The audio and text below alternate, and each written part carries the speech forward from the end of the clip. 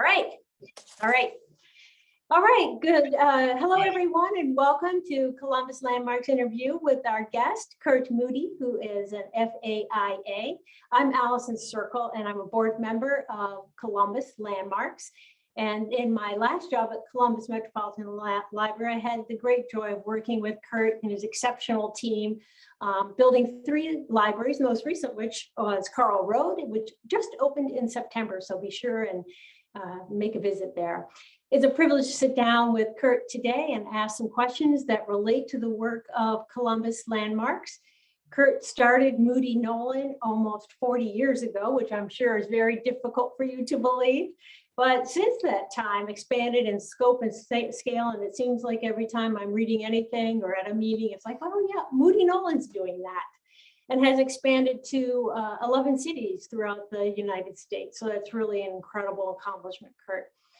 And then speaking of accomplishments, in 2021, the American Institute of Architects awarded Moody Nolan Associates the distinction of National Architecture Firm of the Year award. How awesome is that? And right here in Columbus, and I'm talking with you. So really a great privilege. Speaking of awards and recognitions, Moody Nolan has also won the Recchi Award, which is one of the programs of Columbus Landmarks, won it 3 times for Community Properties of Ohio, the Smith Brothers Hardware renovation, which is really one of my favorite things. And then in 1987, the King Center. So also been nominated many times.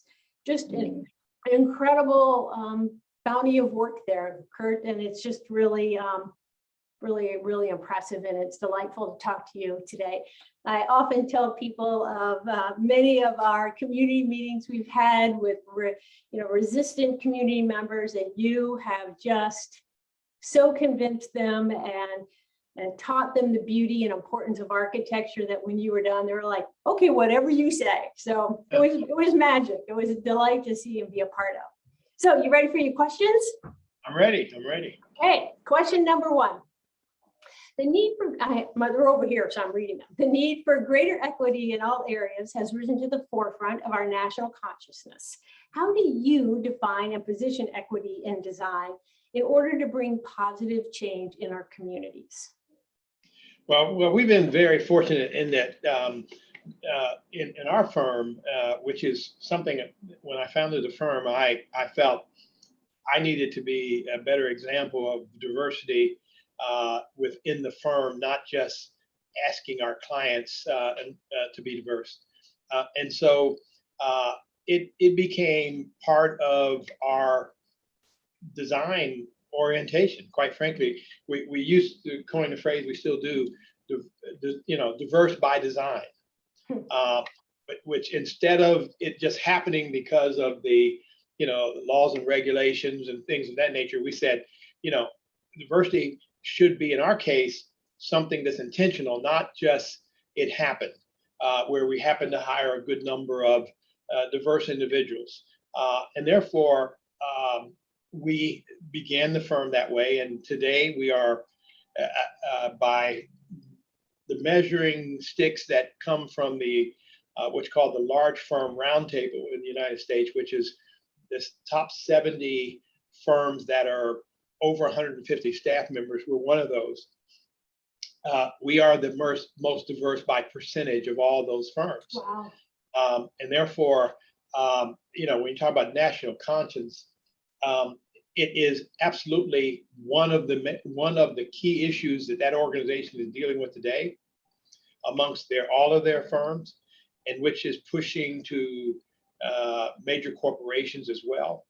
And I'm part of the Columbus Partnership, and we have a committee that is actually more conscious than before, I'll say, of what those kinds of, whether it's equity in design, diversity in design, how we can all influence, the workforce, let's say.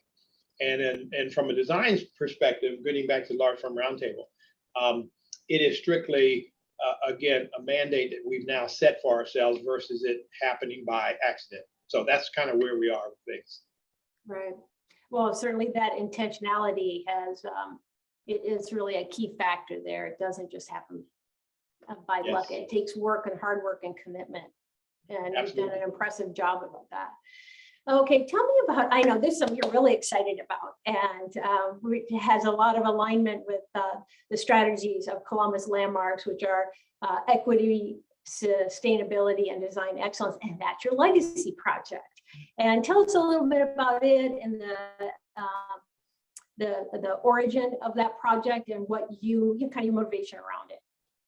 Okay. Well, we like most firms. One thing about this profession, as far as the professional services world, architects, most of us have been very, very good when it comes to community relationships and issues and supporting community initiatives, such as United Way or American Heart Association and things of that nature. So those are things we do pretty much as a kind of course of business. The problem I saw, though, was that at the end of a year, when we kept looking at our what we were giving to great organizations, there were many organizations that we know were very, very good, but we would ask ourselves, tell us what we did for somebody. And when we asked that question, many of us couldn't say. We gave, but we said, well, did it affect somebody's life? And we said probably, because those are what those organizations do. And we said, why don't we do something more tangible? We're architects, we're designers, we work in the construction world. So we came up with the Legacy Project, which was designed by us, funded by us. Now we went out and got some partners to help as well. And the Columbus Metropolitan Housing Authority did donate the land to the property, but then we built it, and the whole condition is we knew we weren't the best when it comes to identifying people in this city that needed help. So we said, let's seek out somebody that does this on a regular basis. They help people. So we set out southeast area mission, southwest area mission, and the YWCA, and they actually took over from our guide. We said, listen, they got to be willing to live in this neighborhood, be able to support themselves once they given this gift. So determined to give it as a gift, not as a potential, just help. So we said, let's give somebody a fresh start. And the whole plan was to identify someone who maybe had fallen on hard times, but needed a boost to get out of it. And we're going to be that boost, and also help affordable housing issues for those who can't afford what's considered affordable. So we went to, they selected a family from a shelter that had 3 kids. Once the staff found out about the kids and the age of the kids, the staff went to work unbeknownst to us as a corporate entity, but they raised the money to actually furnish and stock the cabinets with food and medical supplies and everything that those kids, and toys and pictures on the wall and everything. And the staff raised that independent of the company, and actually then helped out on painting and fixing up, the final steps in the place. So it was a very, very great initiative, and we're doing it in every city we have an office. Wow. And Nashville is currently underway with the next one. Wow. I had a former employee who always talked about, is it a feel good, or is it a do good, or is it a feel good? I feel good because I'm giving away money, but you don't really know, are you actually doing good? And that is exactly really kind of where you put your money where your mouth is there, and actually doing good. Thank you. All right. Question number 3, as the largest African-American owned and managed firm in the country, Moody Nolan is uniquely positioned and ahead of the curve in terms of racial diversity among architects, designers, and engineers.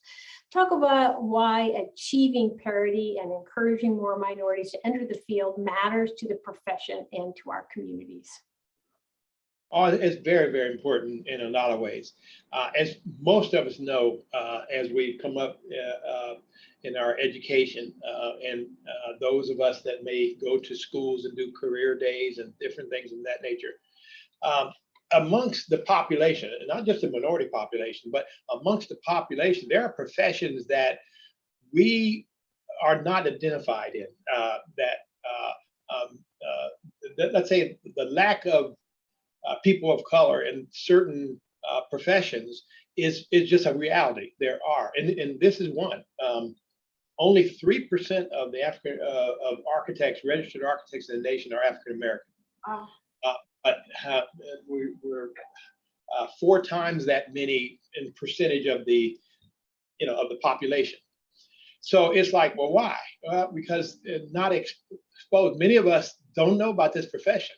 I mean, we know about sports, we know about doctor, we know about lawyers, we know about those, but architecture is one of those in which a lot of people don't, let's say, know about or think they aren't talented enough to do because maybe what they know is not correct. So one of the things that we feel as a firm, we do believe we have to be a role model. It's not something we take lightly.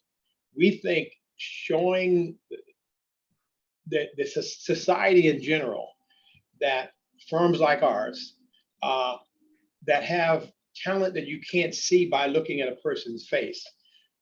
Talent is within, and so we believe that the best way to expose that there are lots of talented individuals is to show that there's lots of talented individuals that just happen to be diverse. And so that's one of the things we try to promote in anywhere we do business.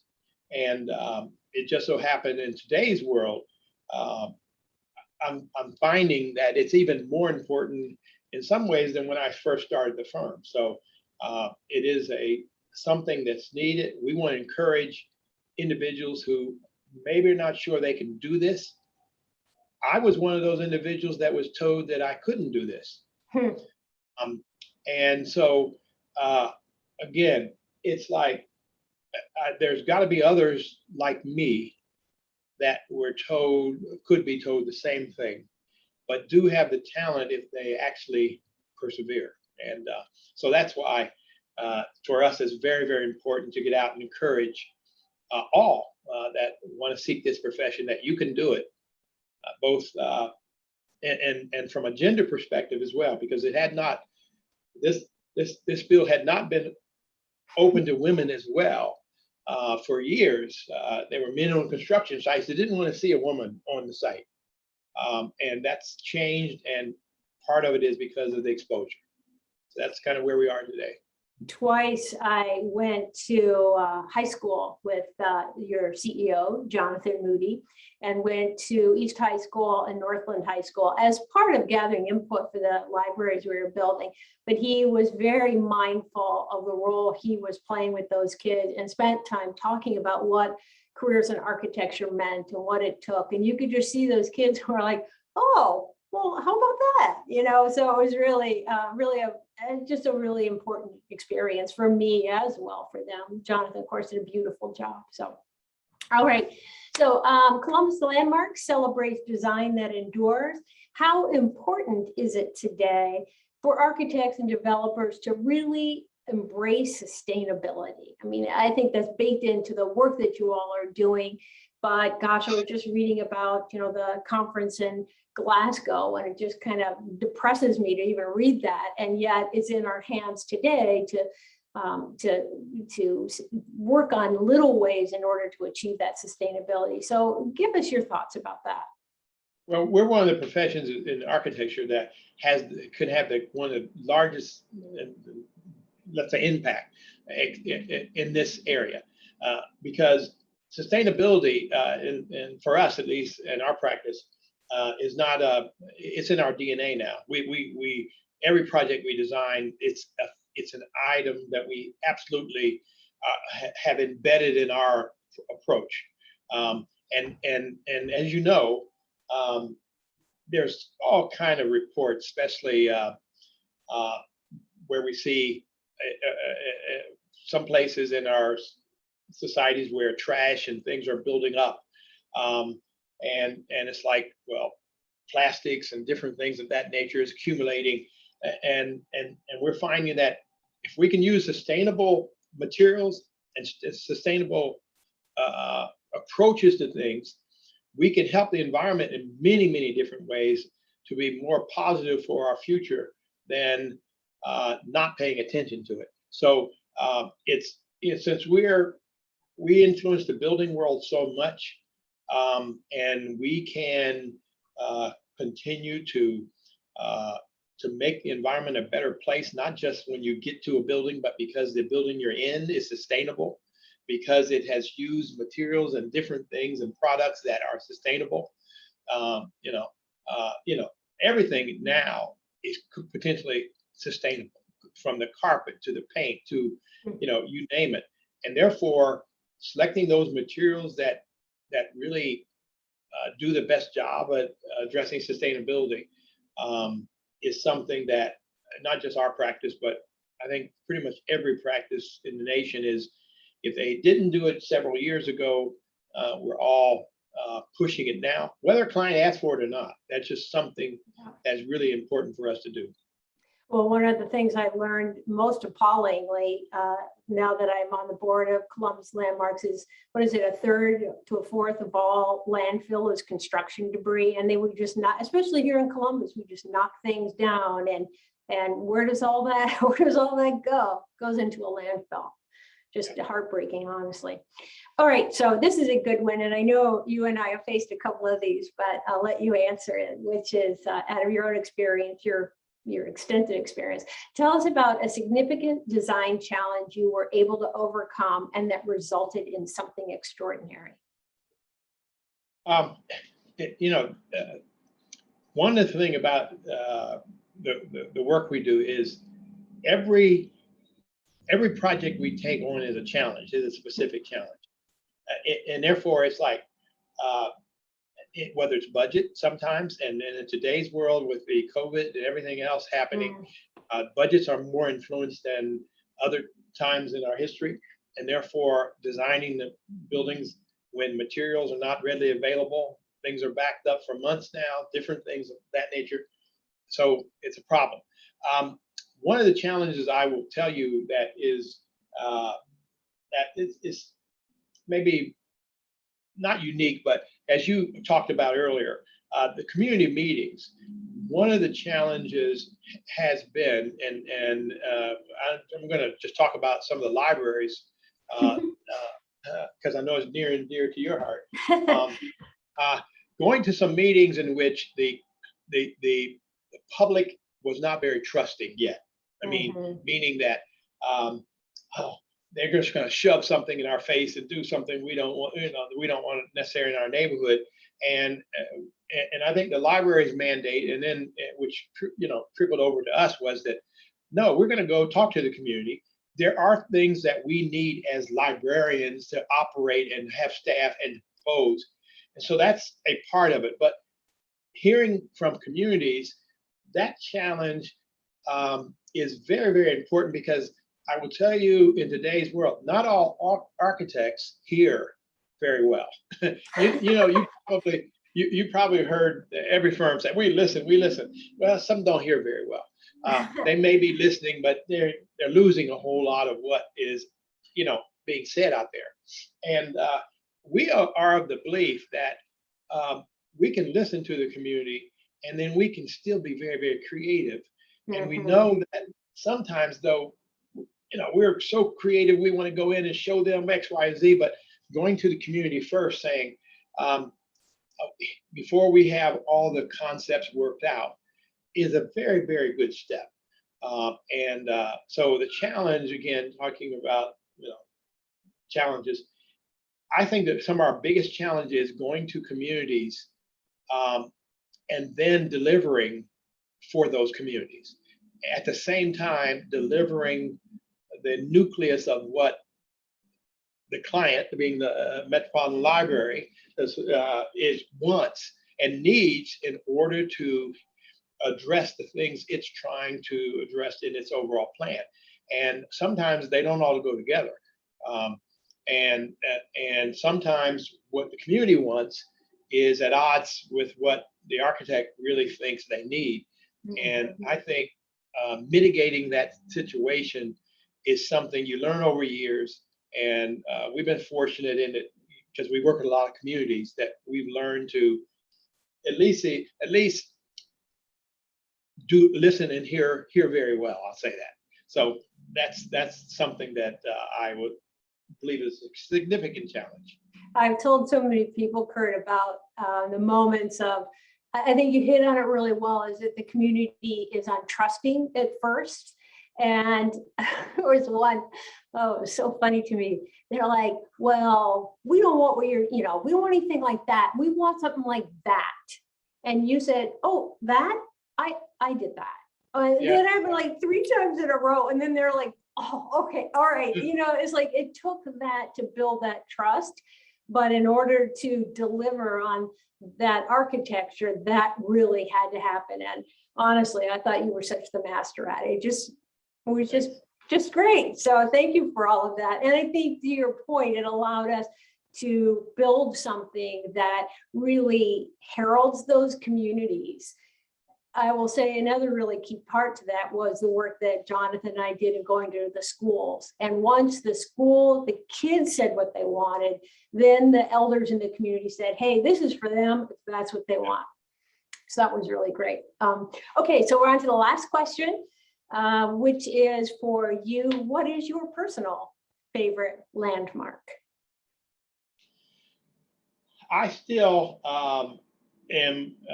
believe that the state capitol is still because what it stands for. And I think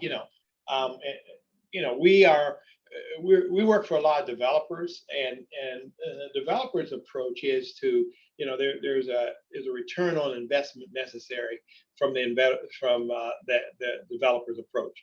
So from that, there is reason that the material selected and all that has to come to bear. But when the Capitol was done, it was for history, it was for longevity, and it needed to be of a stature that really spoke to large numbers of people. And